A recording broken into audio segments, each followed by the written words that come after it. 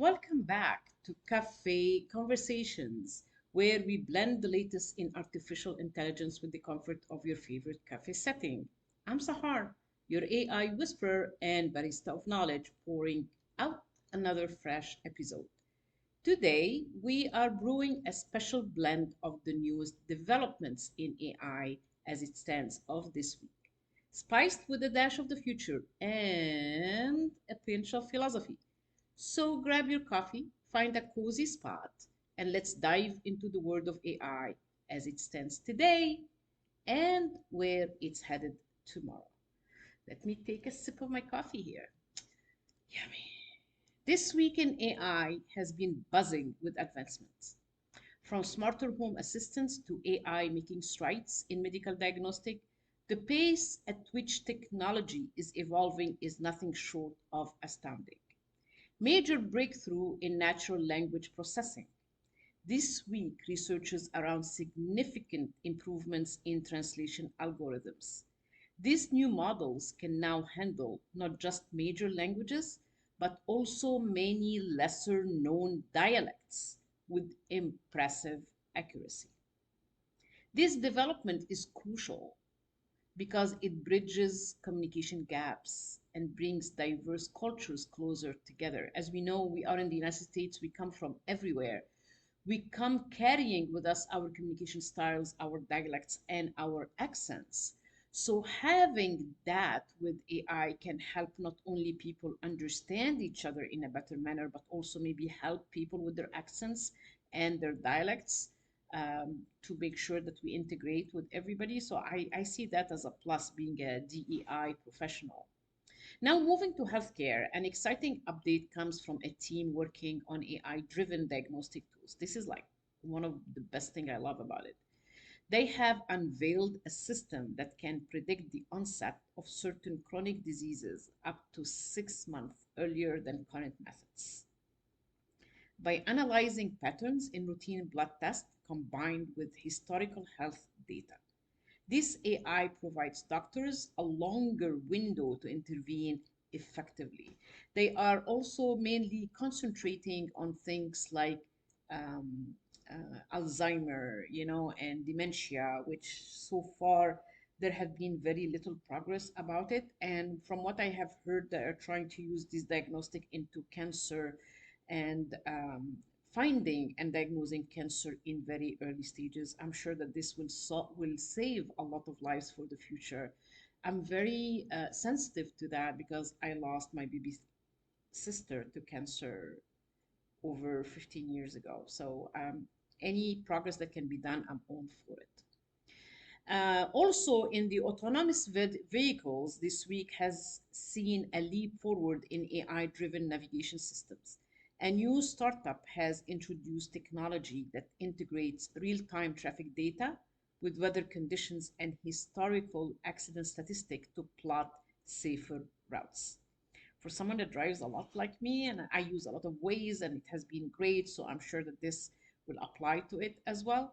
It's not just about getting you where you are going faster, but it's also ensuring you arrive safer.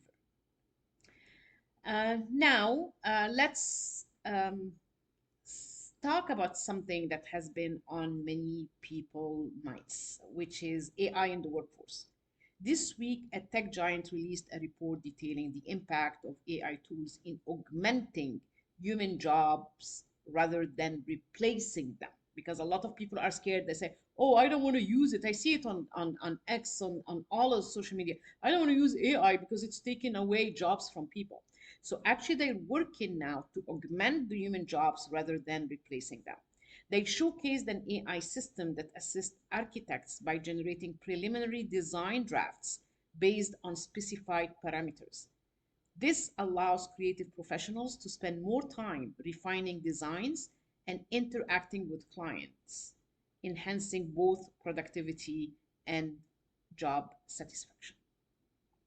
Um, Also, I want to touch on a topic that is a bit futuristic but becoming more relevant by the day: AI in environmental sustainability. A new AI application introduced this week helps small and medium sized farms optimize water usage, especially being in California. This is hugely important. By analyzing weather forecasts, soil conditions, and crop types, the AI system advises farmers on the precise amount of water needed, significantly reducing waste and supporting sustainable practices. Each of these developments not only pushes the boundaries of what AI can achieve, but also highlights how integral this technology is becoming in solving real world problems from health and safety to sustainability and beyond. I'm loving this. I'm loving this. Okay.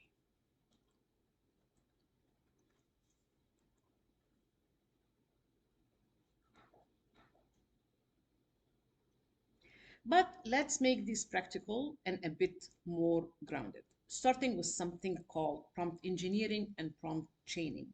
And I teach that in my workshops because it's very important not only to know general idea about what AI can do, but actually being able to use it.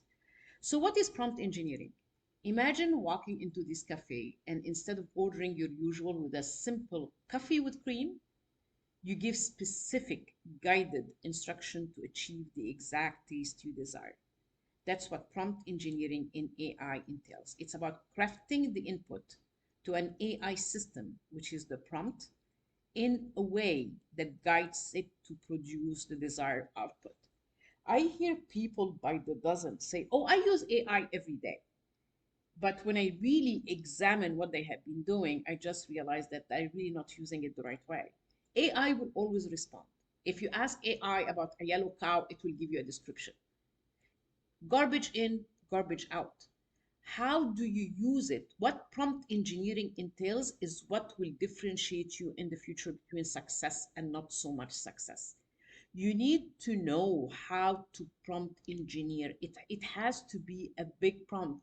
We need to remember that still AI doesn't have context, doesn't have the experience, doesn't have the analytics, doesn't have the emotions, doesn't have the background, doesn't have quid pro quo, doesn't have when we do this, this what will happen, doesn't predict the future, at least as of now.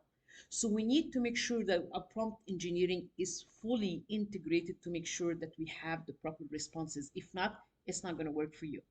Again, it's like there are no bad dogs, there are only bad dog owners. Okay, I always say that garbage in, garbage out.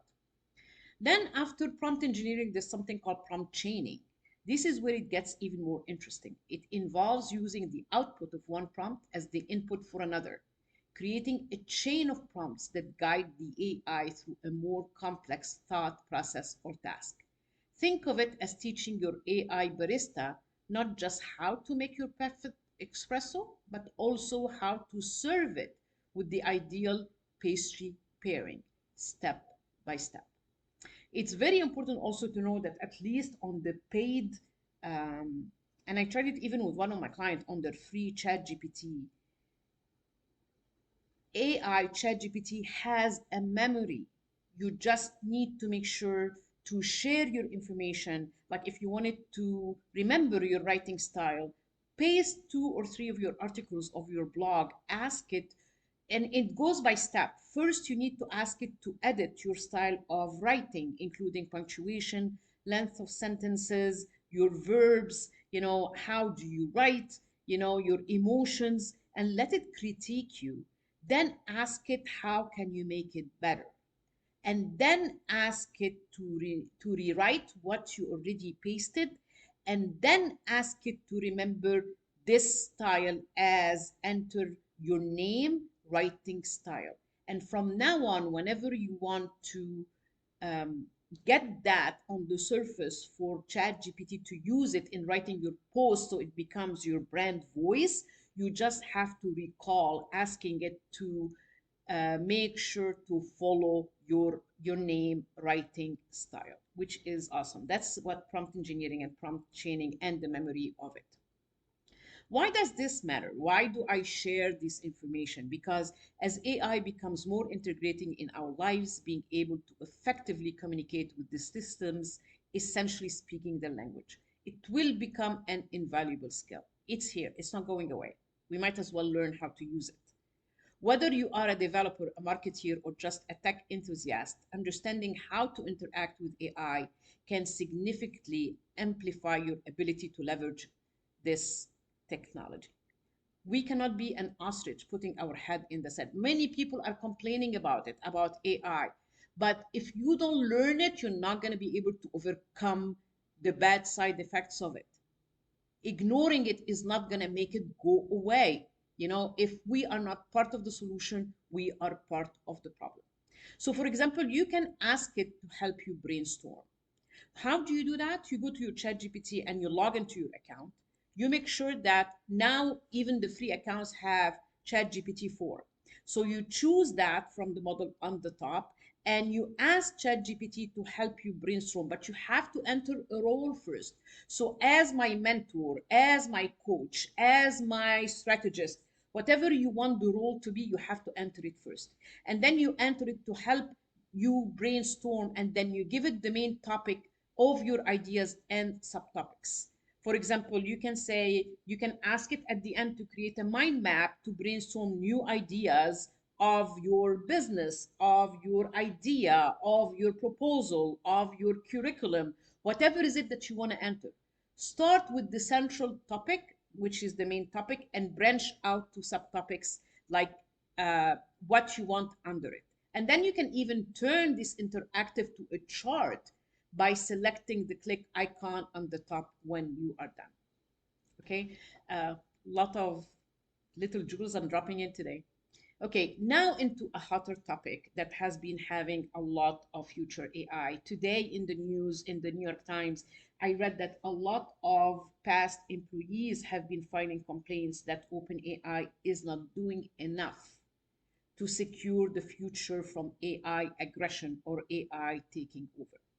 So, with all these advancements, it's natural to wonder about AI's role in our future. And yes, some are skeptical and even fearful that AI might one day surpass human intelligence.